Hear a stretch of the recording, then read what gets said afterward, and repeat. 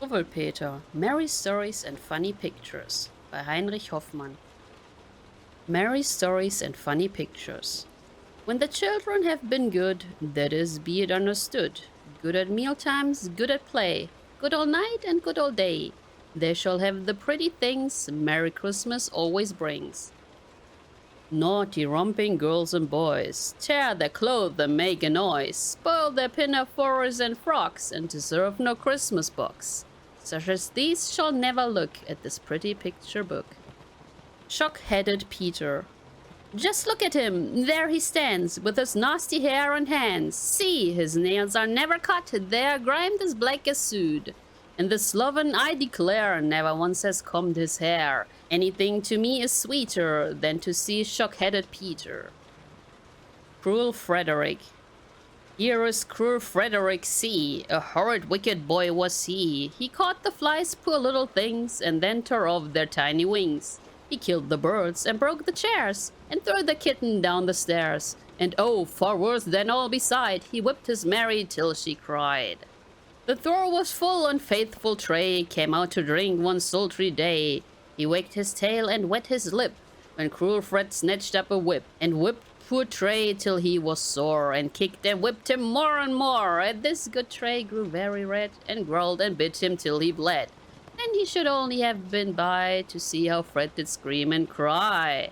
So Frederick had to go to bed, his leg was very sore and red.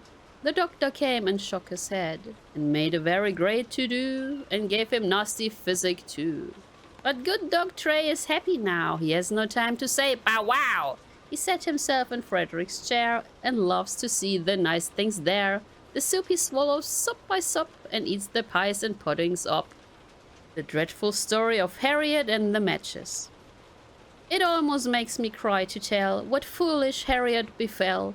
Mamma and nurse went out one day, and left her all alone at play.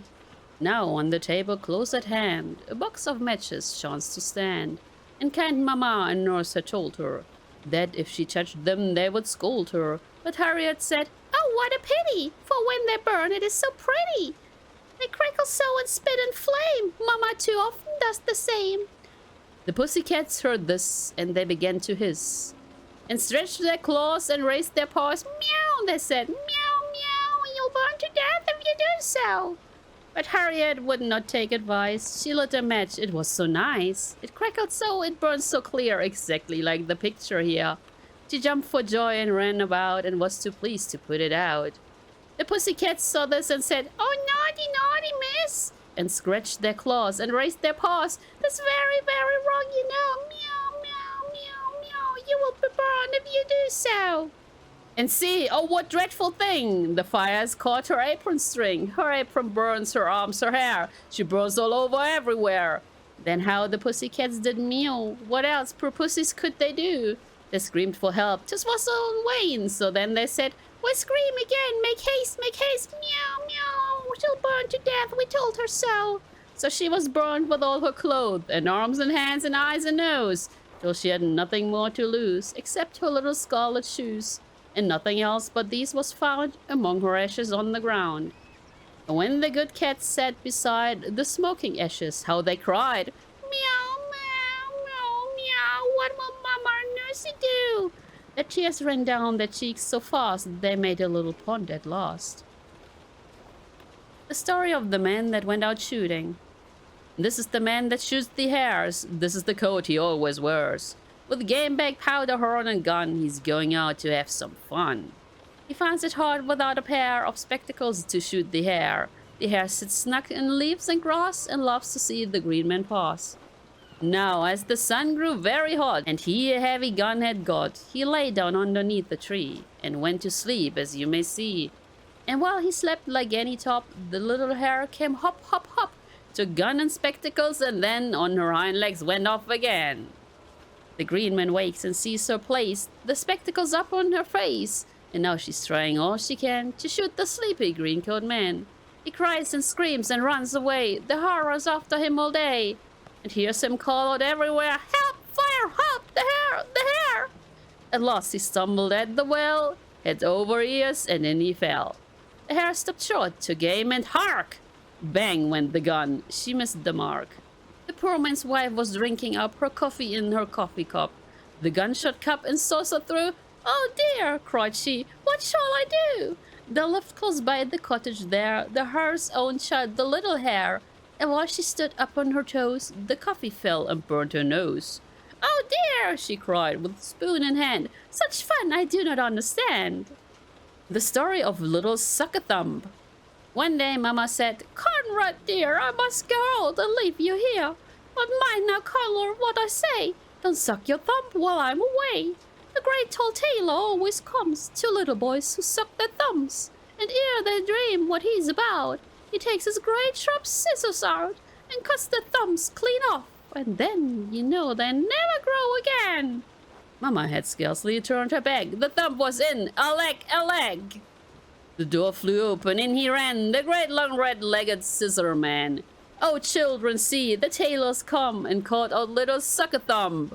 Snip, snap, snip, the scissors go, and Conrad cries, "Oh, oh, oh!" Snip, snap, snip, they go so fast that both his thumbs are off at last. Mama comes home, there Conrad stands, and looks quite sad and shows his hands. "Ah," said Mama, "I knew he'd come to naughty little Suck-a-Thumb." The story of Augustus who would not have any soup.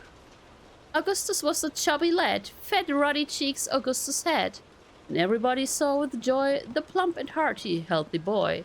He ate and drank as he was told, and never let his soup get cold. But one day, one cold winter's day, he screamed out, "Take the soup away! Oh, take the nasty soup away! I won't have any soup today!" The next day now, look, the picture shows how lank and lean Augustus grows. Yet though he feels so weak and ill, the naughty fellow cries out still, "Not any soup for me, I say! Oh, take the nasty soup away! I won't have any soup today!" The third day comes, and what a sin to make himself so pale and thin. Yet when the soup is put on table, he screams as loud as he is able, "Not any soup for me, I say! Oh, take the nasty soup away! I won't have any soup today!" Look at him, now the fourth day's come. He scarcely weighs a sugar plum. He's like a little bit of thread, and on the fifth day he was dead. The story of Fidgety Philip. Let me see if Philip can be a little gentleman. Let me see if he's able to sit still for once at the table. Thus Papa bade Phil behave, and Mama looked very grave. But Fidgety Phil, he won't sit still. He wriggles and giggles, and then, I declare, swings backwards and forwards and tilts up his chair, just like any rocking horse. "Philip, I'm getting cross!" See the naughty restless child growing still more rude and wild, till his chair falls over quite. Philip screams with all his might, catches at the cloth, but then makes the matters worse again. Down upon the ground they fall, glasses, plates, knives, forks, and all. How Mama did fret and frown when she saw them tumbling down, and Papa made such a face. Philip is in sad disgrace. Where's Philip? Where's he? Fairly covered up, you see. Cloth and all are lying on him. He has pulled down all upon him. What a terrible to-do! Dishes, glasses snapped in two. Here a knife and there a fork. Philip, this is cruel work. Table also bare and poor Papa and poor Mama look quite cross and wonder how they shall have their dinner now. The story of Johnny Had an Air. As he trudged along to school, it was always Johnny's rule to be looking at the sky and the clouds that floated by. But what could just before him lay in his way, Johnny never thought about. So that everyone cried out, "Look at little Johnny there! Little Johnny had an air!" Running just in Johnny's way came a little dog one day. Johnny's eyes were still astray, up on high in the sky, and he never heard them cry, "Johnny, mind, the dog is nigh!" Bump, dump, down they fell with such a thump, dog and Johnny in a lump. Once with head as high as ever, Johnny walked beside the river. Johnny watched the swallows trying, which was cleverest at flying. Oh, what fun! Johnny watched at the bright run sound, going in and coming out. This was all he thought about, so he strode on, only think, to the river's very brink, where the bank was high and steep, and the water very deep, and the fishes in a row stared to see him coming so. One step more, oh, sad to tell, headlong and poor Johnny fell, and the fishes in dismay wagged their tails and swam away.